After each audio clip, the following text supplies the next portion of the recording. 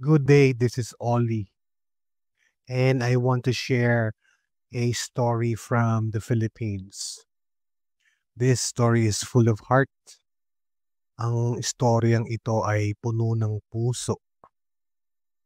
Magandang araw, mga kaibigan. May isang kwento akong ibabahagi mula sa Pilipinas na puno ng puso. And I would like to thank our members on Patreon.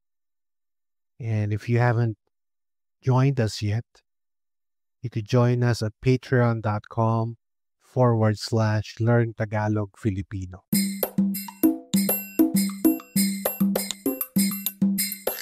In 2019, a photograph surfaced showing a young Filipino boy holding a pen. So he made a pen out of it. Plastic refill, pen, and a stick, and a rubber band. He did not wait for help or pity. Instead, he used his creativity and will to learn, and he turned scraps into a pen. His simple pen became a powerful statement. So, noong 2019, merong letratong lumabas ng isang batang Pilipino na may hawak ng pen, ng ball pen na sariling gawa niya. Gawa sa refill na ball pen, isang stick, at goma. Hindi siya naghintay ng awa o anuman. Ginamit niya ang kanyang pagiging malikhain at ginawa niya ang scrap o mga basura sa isang lapis. Kumuha siya ng isang lapis gamit ang basura. Isa itong matinding payag.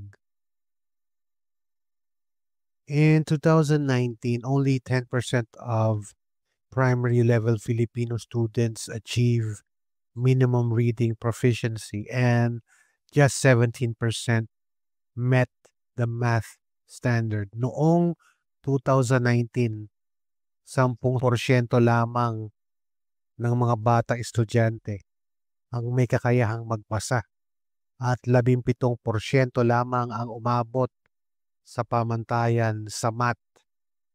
The World Bank and UNESCO estimated 91% of late primary age children in the Philippines cannot read with full comprehension by age 10.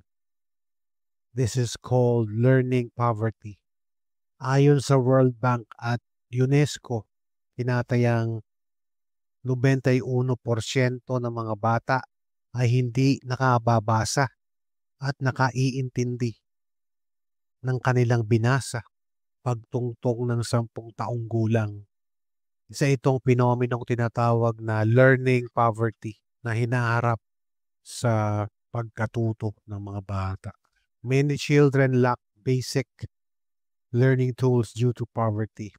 Maraming bata ang kulang sa mga kagamitan sa pag-aaral at dahil ito sa kahirapan. Hindi ito isang pagmamakaawa, pero isang statement, isang pahayag. Gumawa siya ng sariling gamit sa pag-aaral. This is not a plea for sympathy, but a statement. He created his own tool for learning. His resourcefulness, desire to learn, and resilience resonated globally. Ang kanyang pagiging maparaan at madiskarte at ang kagustuhang matuto at ang kanyang katatagan ay nakita ng buong mundo. The story matters because it highlights not only the boy's grit, but the deep need for access to education and equality.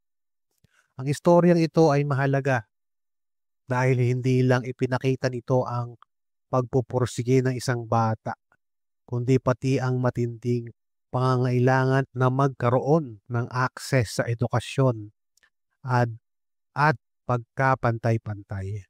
We honor the Filipino values of sipag, diligence, tiyaga, perseverance, and pag-asa, hope. This boy embodied all three when he built his own pen. Pinapahalagahan natin ang mga katangiang sipag at tiyaga at pag-asa. Ang tatlong ito na ipinamalas ng batang ito sa paggawa niya ng kanyang sariling panulat. Mga sample sentences, example sentences. Ang batang lalaki ay gumawa ng sariling panulat. The boy made his own pen. Hindi siya naghintay ng tulong o awa. He didn't wait for help or pity. Ginamit niya ang kaunting mayroon siya para matuto. He used the little he had to learn. Ipinakita niya na ang determinasyon ay mas malakas kaysa sa anumang bagay. He showed that determination is more powerful than anything.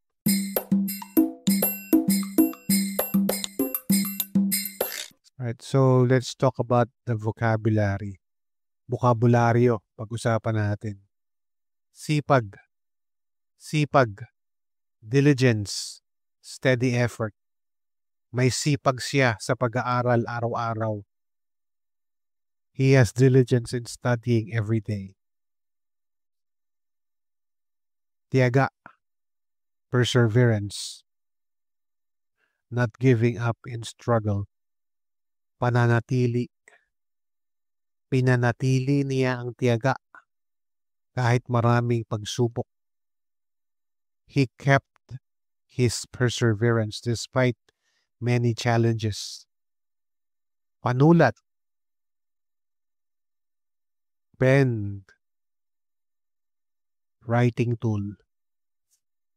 Ginamit niya ang panulat na gawa sa refill at stick. He used the pen made from refill and stick.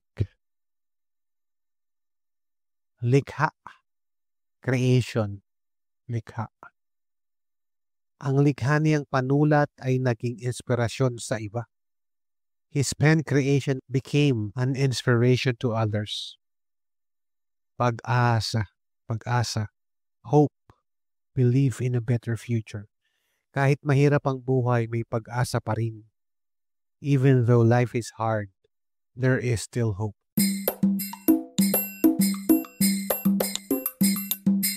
So even a simple handmade pen can carry the weight of dreams.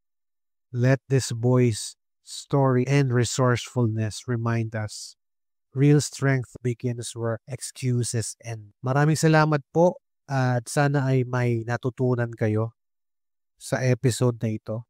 Thank you so much. I hope you learned something in this episode. And again, thanks to our members on Patreon. So if you're studying Filipino on your own, we would like to invite you to join us because we have a lot of resources here on Patreon. That's patreon.com/Learn Tagalog Filipino. Or you could go to our website. This is learntagalogfilipino.com. If you're learning Tagalog Filipino at kung nag-aaral ka ng Tagalog o Filipino, you can do it. Kayang-kaya mo yan.